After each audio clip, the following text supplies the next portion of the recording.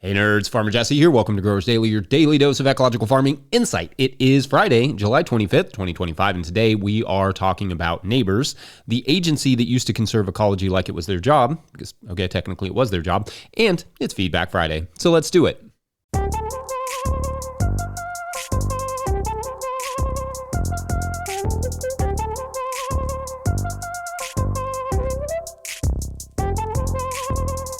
All right, happy Friday, everyone. I hope you all are doing well, harvesting away, getting ready for the big weekend of whatever big weekends are in your world. We have to set up the soccer fields, which is always a giant ordeal heading into the season, but also a lot of fun. I'll be watching some soccer as well, no doubt. I always do that. But also, I hope to get out and get some good bird photos around the garden right now because there have just been lots of good birds around. I'm likewise saying that aloud so that you can hold me to it on Monday because the goldfinches have been absolutely abundant lately, and I'd love to get some shots of those. Any bird that flies like a dolphin, it's good in my book.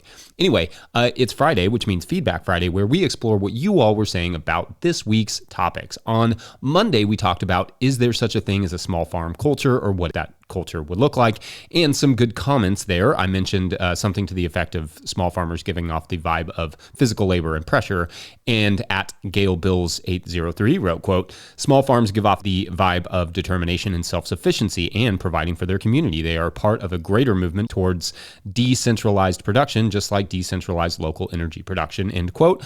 Fair. I think there are decentralized and centralized ways to farm, but in that vein, I mentioned the show The Bear as well as a decent representation of what kitchen culture was like, and asked what the small farming version of that show would be like. At Sylvia Denham 2343 offered, quote, Yellowstone, except it's a bunch of high tunnels on an acre of two. Of course, making it dramatic is a stretch.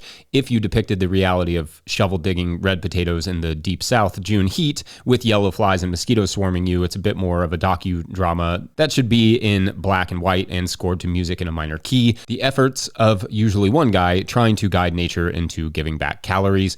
Failures are usually internalized and silent, while successes are usually mild looks of restrained satisfaction while grazing over a garden, end quote.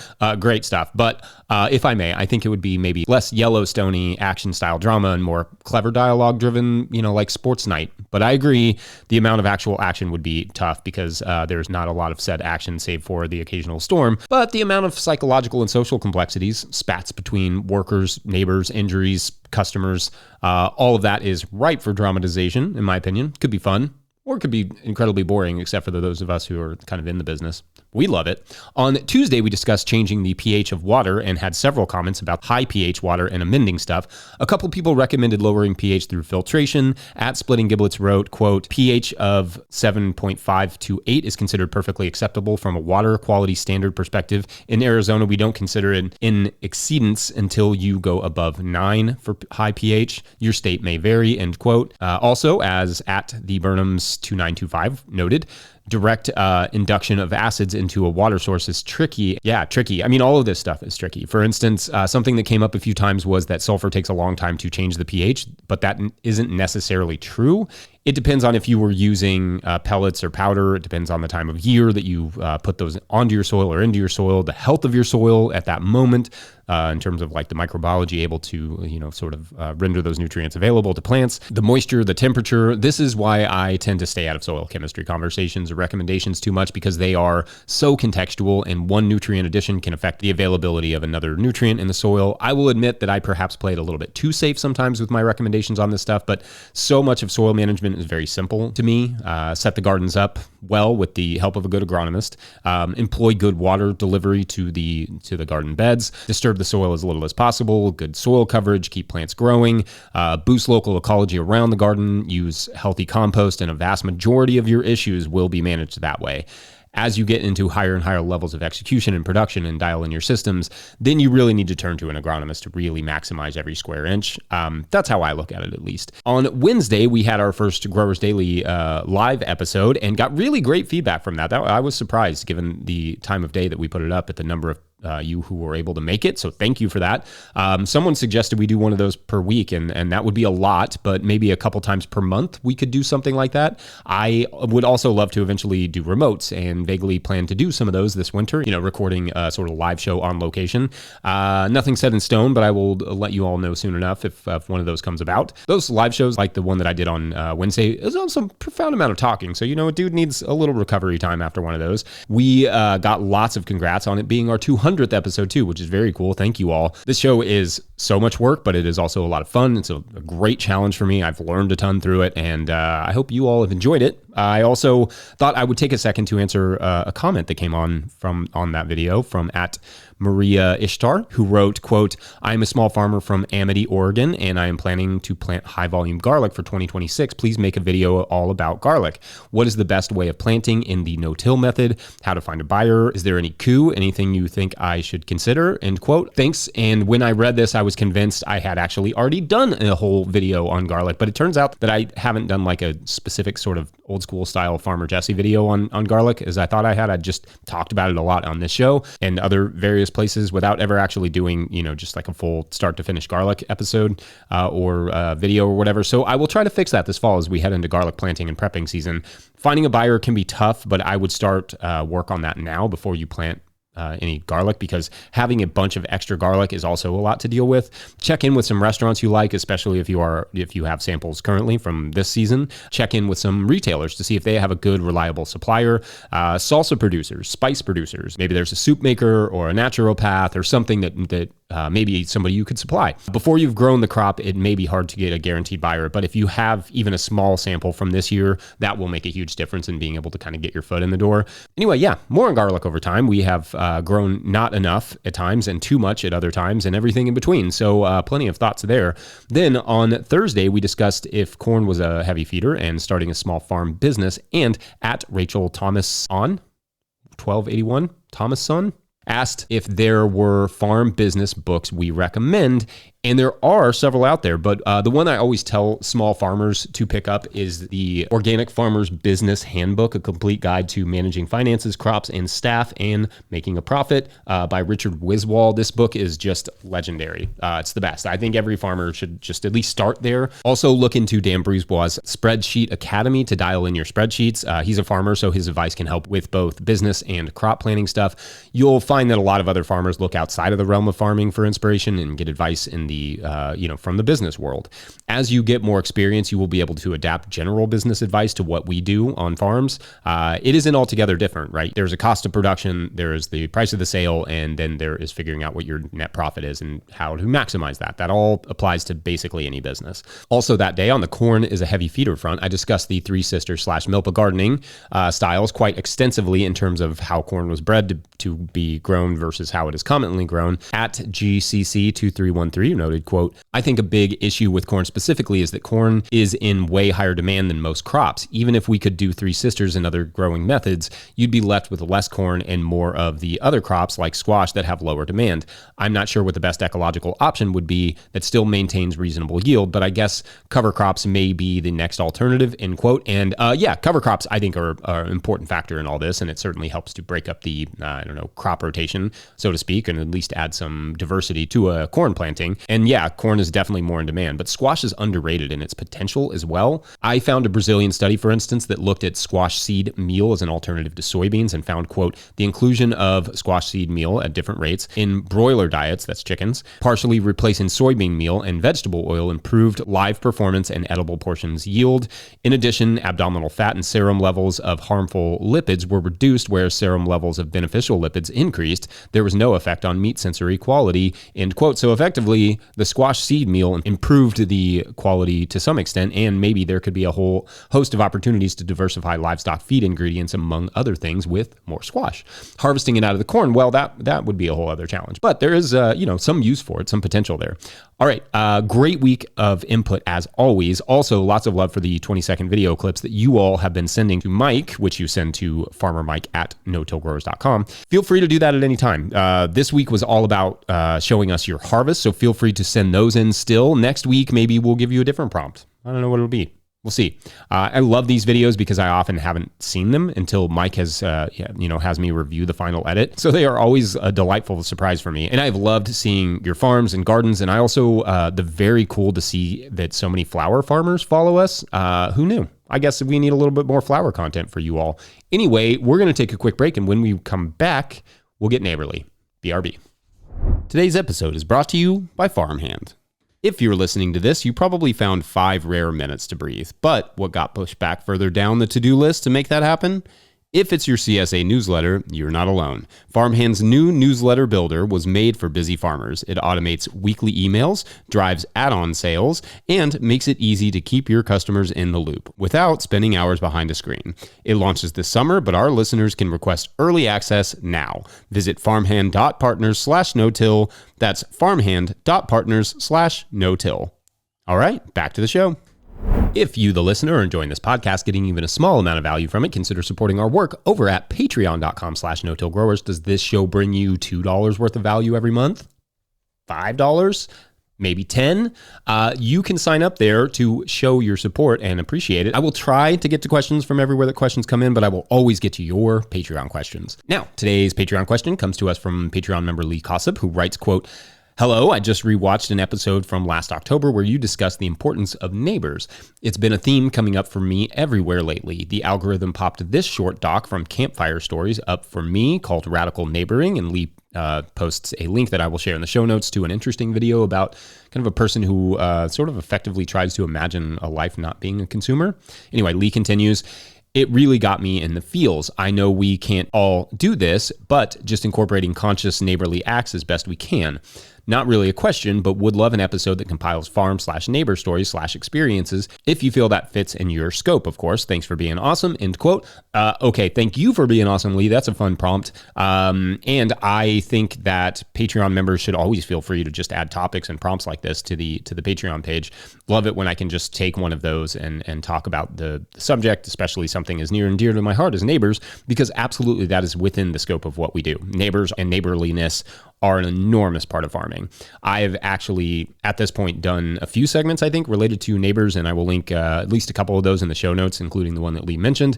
The one on country currency, reciprocity, got a lot of attention back when I discussed that one in January, and that is, frankly, one of my favorite cultural activities to engage in, where neighbors are constantly not just bartering, but often exchanging things to a point of being, somewhat indebted in non-monetary ways to your neighbors, almost like a game, but also something way more important than a game. A story that sort of stands out in that vein about, sort of neighborliness in this way, this sort of reciprocity, actually comes from a friend of mine who had really great neighbors who would come and help them and bring things to them often, tools that they may have needed, as is pretty common in the rural world. They would do some tractor work for them, maybe like plow a field if need be, or help with animals or whatever they needed. And then one day, if I remember his story correctly, one of those neighbors showed up while my friend was, I think, harvesting, like it was like a harvest day or something. This neighbor was older and less capable and asked if my friend could help them with some work. I want to say it was just putting up hay or something, or maybe, I don't know, helping them gather some straw, or I don't know, but I don't remember exactly what it was, but I remember that my friend told me he couldn't do it because he was busy, so that's what he told his neighbor, and I think the neighbor left and it was fine and never brought it up again. But, neighbors will do a lot for you without asking for anything in return. They may never ask for anything in return, but the value of reciprocity is that they feel they can ask for something if they absolutely need it. Not a collection on debt exactly. It's sweeter and more sincere than that. It's more like paying it forward, where the neighbor helps you, never knowing if they will ever need you to help them. To be clear, people rarely ask for help in the country. They're not likely to go out of their way to just say, I need something from you. When they do it, it means they need it. And I know that my farmer friend has long regretted not going to help that neighbor in that moment. It probably wouldn't have taken that long, and it would have meant a lot to that neighbor. That neighbor, also being a farmer, would have likewise understood what it was costing my friend to abandon the harvest in that moment. In other words, they knew what they were asking was a big ask, and they hoped they'd gained enough credit to ask that favor. By turning them down, my friend inadvertently was kind of saying no to that, and I think has always regretted that. I think about that story a lot. I think about what it means to ask for help and what it means to help others, even or especially when you yourself are busy. Neighbors can do a lot for you. We've had neighbors plow plots for us, mow fields, fix vehicles, even once had to ask them to watch our kids when we couldn't make it back to town in time. And then we always try to do as much as we can for them, watching their house or animals or when they're gone, or helping with various projects or chores that they may be working on, whatever we can. No doubt a bad neighbor can cause a lot of stress and frustration, but there's just absolutely nothing like a good neighbor. And honestly, there are a few things more important than striving to be a good neighbor yourself. We've been lucky with neighbors, and to me, I hope our neighbors will say the same about us one day. Anyway, love this topic, and I will take any and all thoughts and stories on neighborliness and reciprocity. I know, to be sure, not all neighbors' stories are good stories, like I mentioned, but there are plenty of great experiences out there too that are perhaps too subtle to really ever talk about, but fit into this idea of reciprocity. Feel free to share those in the comment section. I think it's good for people to see that. Otherwise, we're going to take a quick break, and when we come back, how about one of those cool, big ecological ideas we talked about earlier this week that I never actually got to? Be right back. I'm Christina. I'm an American living on the south coast of England. This is my allotment, which is a community garden. I've gardened here for 11 years, the last 7 of which have been no-till.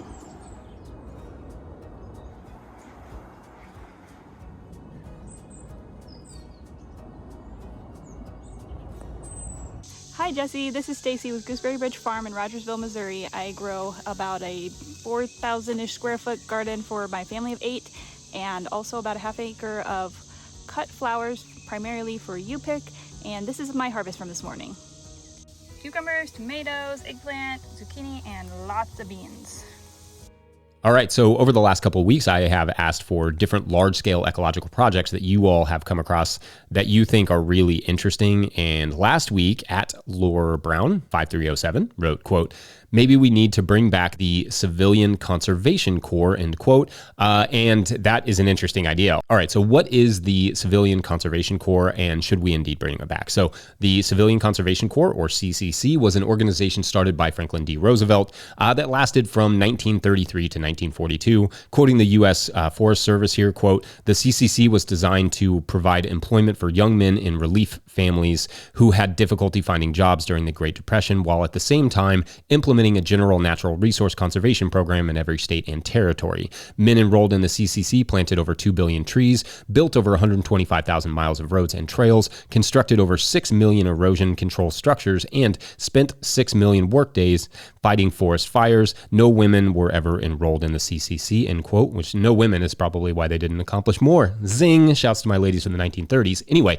the CCC ended primarily due to America's entry into World War II, and it never really returned as a federal program. There are still programs out there that echo that work a little bit. According to corenetwork.org, quote, "Unlike the CCC, which was a large federal program, most modern corps are nonprofits or are operated by units of state or local government," end quote. AmeriCorps is also a big funder of these various corps. Corps is a really hard word to read because it looks like crops, but just kind of like somebody screwed it up. Anyway, not all corps are restoration or conservation corps, but those do still exist. The California Conservation Corps, for instance, is one that does things like managing for mudslides and toxic contamination after fires or floods or whatever, preventing fires, managing invasive species. In fact, several of these various corps throughout the country will do invasive species management, fire management, including prescribed burns, tree and native plantings, and so on. Honestly, looking through some of these programs, I'm a little bummed I didn't know that they really existed to this extent when I was in my late teens or early 20s, which is the target age group for most of these programs. The goal is generally to engage and train younger adults and even youth, but I can also tell these funds are not always the most well-funded. Not to mention USDA conservation funds and staff are currently being slashed. But it's cool that although the CCC is gone, there are still a fair number of these conservation programs around where people can get paid to help improve and manage the environment. I would love to see that grow to be a federal program again, not unlike the National Guard or whatever. A group that is just trained in restoration and deployed en masse to improve and protect landscapes, waterways, all the things, especially on public lands, to plant trees and natives, building hiking trails, pushing back on desertification, constructing bridges over roadways for wildlife, implementing more prescribed burns, working to simply protect the land, the soil, the water, the air. We all share all of those things. A National Soil Guard, perhaps, an army for our land. We won't, of course, create anything like that because we seemingly can't spend money on anything unless it gives tax breaks to wealthy people and large corporations, but I like the idea. Yeah, bring back the CCC. Anyway, I hope you all have great soccer and farming filled weekends. It will be too hot for us to do much of anything except protect plants, but that's just how it goes in summer sometimes. Heat domes, good stuff. Don't forget No-Till Growers is now officially a nonprofit 501c3, so donations are tax deductible and greatly appreciated. You can learn about how to do that in the show notes. Please make sure to like and subscribe and or follow wherever you're getting this podcast. That's an easy way to help us out as well. Enormous thank you to all of our show sponsors, and if you'd ever like to sponsor this show, you can reach out to Farmer Michelle at notillgrowers.com. Huge shouts to Willie Breeding for the theme music, Mike Hilbert for the production help and editing, and the team at No-Till Growers. Also shouts to Epidemic Sound for the background music that you can hear. Would you find out with me? Pick up a hat or a copy of my book, The Living Soil Handbook, at notillgrowers.com to support our work. Big thank you to everyone over at patreon.com/notillgrowers, where at a certain level, or if you just bump up from one level to another, or you sign up in the month of July, which is like almost over, you get a shout out on the show. So big shout outs today to Patrick Weaver. Shouts to Patrick Weaver. All right, so you will remember from this week's story, our two farmers are on a trip through the most impressive forest they've ever seen, and they suddenly enter a clearing, and there's a whole population of people there working and living in small makeshift housing. Kids are playing a ball game that looks somewhere between soccer and croquet. The two farmers ask the mysterious customer, "What gives here?" And the mysterious customer takes a breath and then explains that he has been cultivating this group for over 50 years, buying land and effectively allowing them to tend the land and live off of it. Like you, he tells them, I've brought each of them back here to show them what we are building, and almost everyone stays to help. Building? What are you building? What exactly is that? The farmers ask. And the mysterious customer says, the future. You see, he says, we need people with skills to manage the land on this scale and improve it, live off of it, and live together. That's all this is, an investment in bringing back those skills. People are free to come and go as they please, but they rarely leave. I used to be a tech guy, he says, but you get to the point when you realize we already have all the tech we need. We've just forgotten how to use it. Of course they realize that's how they know him. He famously quit the industry at the peak of tech's rise. Those who do that tend to disappear into obscurity. This one, it seems, disappeared into the future. Anyway, thanks for watching and or listening. We will see you Monday. It seems like that's just a few days away. We'll just jump right back in. All right. Thanks, you all.